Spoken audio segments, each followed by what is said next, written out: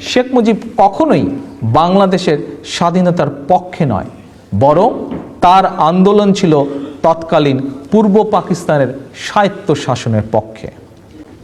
তিনি স্বাধীনতা চাননি বলেই সুযোগ পেয়েও মুক্তিযুদ্ধে অংশগ্রহণ করেননি। শেখ মুজিব বেসিক্যালি চেয়েছিল ঐক্যবদ্ধ পাকিস্তানের প্রধানমন্ত্রী হতে।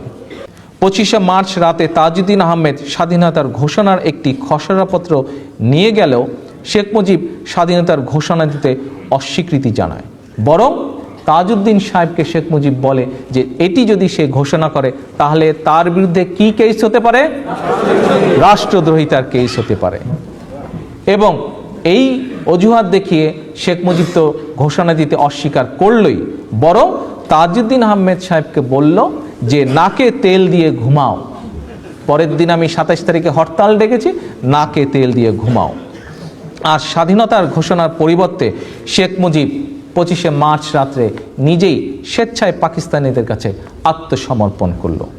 শেখ মুজিব আওয়ামী লীগ বা শেখ মুজিবের পরিবারের বাংলাদেশের স্বাধীনতার ব্যাপারে বিন্দু মাত্র কোনো অবদান নেই।